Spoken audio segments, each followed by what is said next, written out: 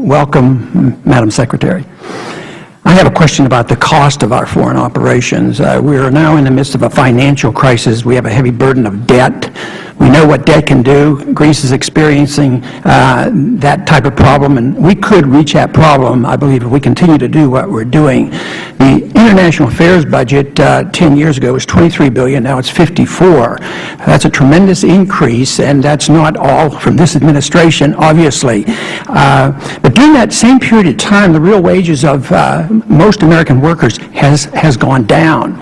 And the unemployment rate now, according to the Labor Department, the underemployment is 20%. So this is nothing to ignore, and it is related to all our spending.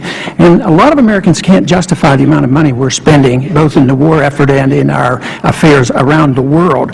And quite frankly, there are some that don't feel a lot safer for it. But there's a human price that we're paying. We've lost over 5,000 Americans in fighting these wars, over 1,000 now in Afghanistan alone. There are hundreds of thousands of casualties, the veterans coming back with both physical and mental problems that are going to be needing care for many, many years. The cost of all this is probably, in the last 10 years, could easily be $1.5 trillion. And also there's the refugee problem. We have hundreds of thousands of refugees still experience difficulties both in Iraq and in Afghanistan. Just this very last month, 24,000 refugees were added in the invasion of into Afghanistan. And yesterday, we had a report from the United Nations that there were 346 children killed in Afghanistan. So the violence affects everybody, and that truly is a cost.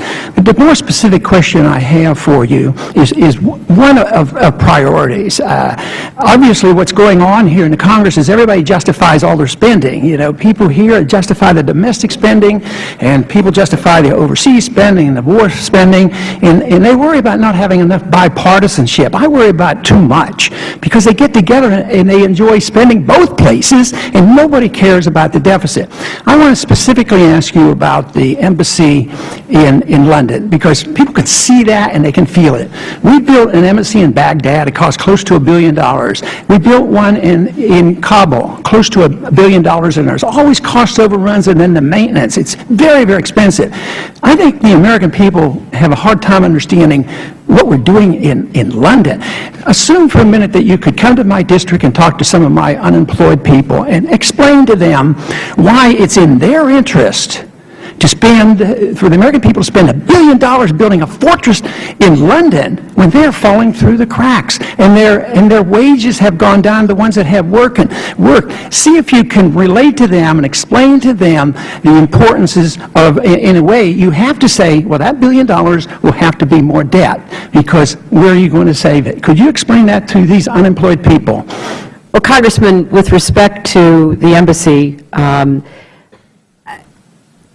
we are selling 11 sites that we currently rent at very high cost in London to consolidate in one building, and therefore the money that we gain from the sale of these buildings will be used to fund the embassy. So we're not asking for additional or new money. And the reason we need a platform like that embassy in London is because we do so much work in every department of our government through London.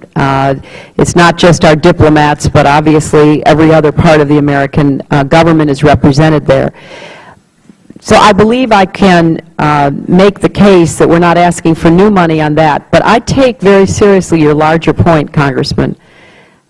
It breaks my heart that 10 years ago we had a balanced budget, that we were on the way to paying down the debt of the United States of America.